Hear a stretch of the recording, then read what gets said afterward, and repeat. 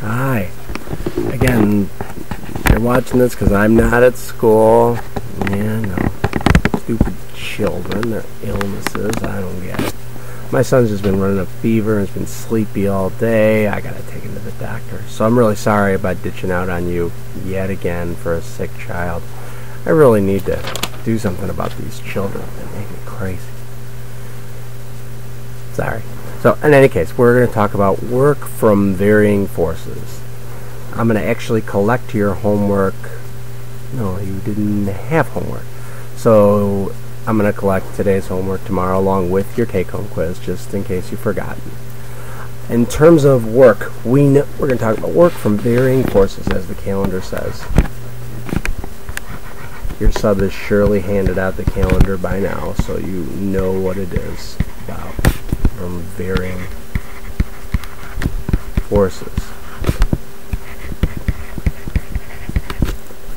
Well, we've talked a lot, actually the last problems that we did, when they involve, say, friction on a surface like this. We have a block, it slides this way at some speed v, it comes to a stop. Or v naught, how's that? And then it comes to a stop. Well, we're making the assumption that friction is constant. And that's a good assumption, because the mass of the block isn't changing much, hopefully. So we can assume that the mass of the block is pretty constant. We can assume frictional force is constant. We're good to go. And that makes finding work pretty easy. It's just force times distance, or if you like, force times displacement is probably a better way to put it. And remember, they have to be in the same direction. Some of you called it F parallel times S, or F parallel times D. And I'm good with both those things. They're fine. Okay, but make sure you start with this.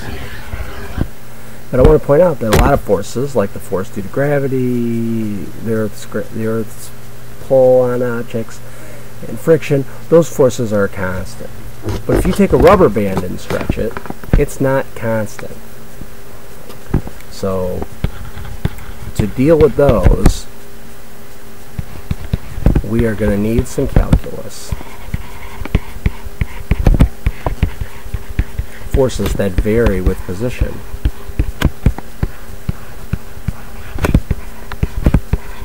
Most obvious one is a rubber band. As you pull it further back, or a spring, as you pull the spring back,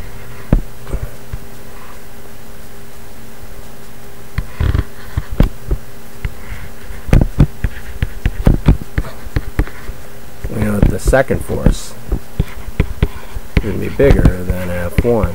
And if I stretch it even further, I'll get more force than that. Well, if I made a graph of force versus position for friction,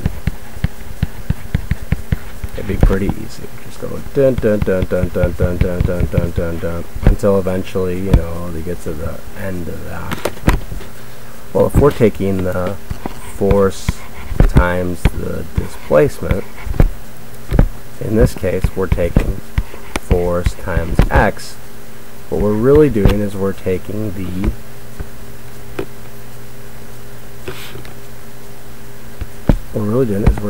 area of this space here. This should look familiar.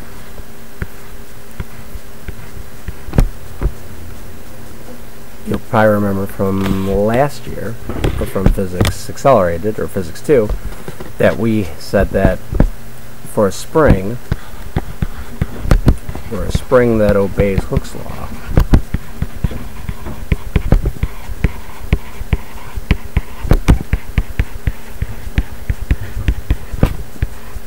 or a Hookean spring sometimes it's called, we know that F is going to equal kx. And I'm just looking at magnitude here. It's of course going to be opposite direction of how you pull. And k is a spring constant.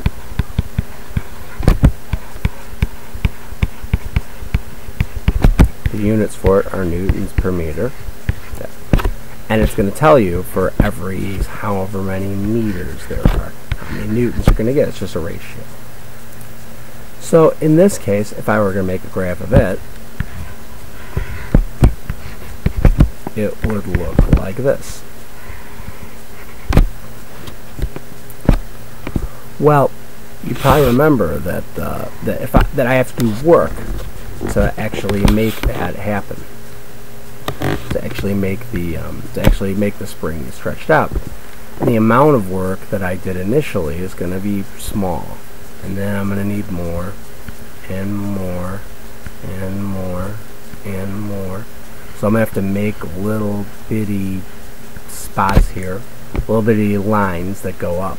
If I make them all very, very small, such that their thickness goes to 0, what I'm really doing is finding the area. Sorry, I changed my mind about the direction I want to make these. The area of the whole thing.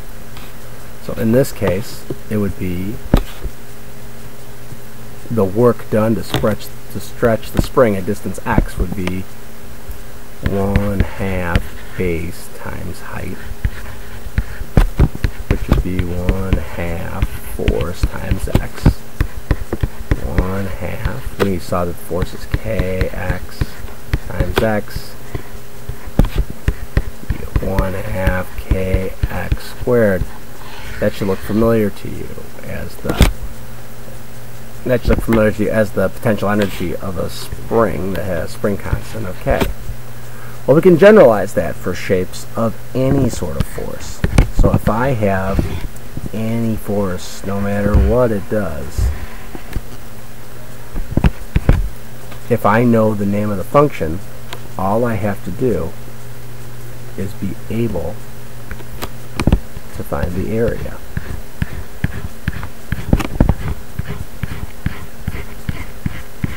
If I can find the area, I'm good to go.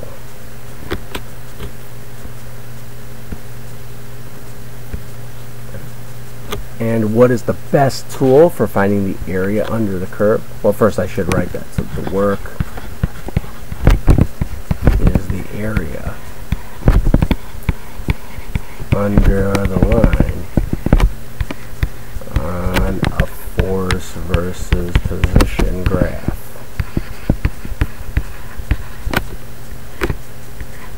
Again, as long as the force is parallel to the position.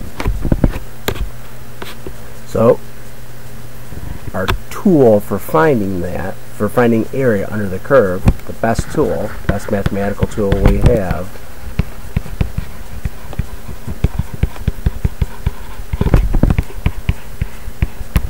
is definitely the integral.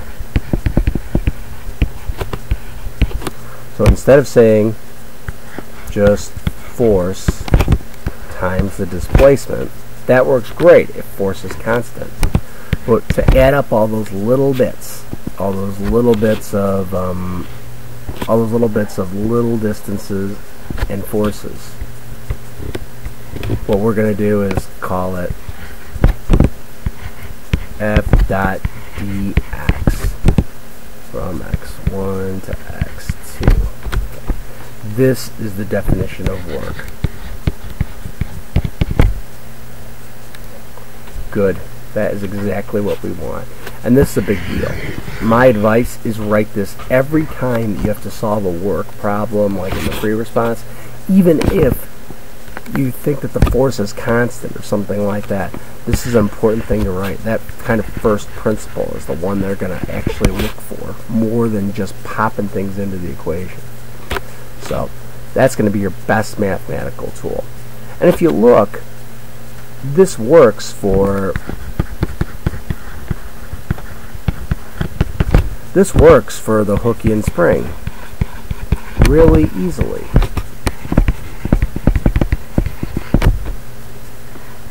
Where if I said that I started from 0 to x1 of force dot dx, well, force is kx dx. k is constant, we can pull it to the outside. X dx.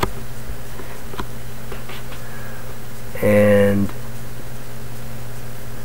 if I take the integral of this part, it's just x squared over 2 times k, evaluated from 0 to x1.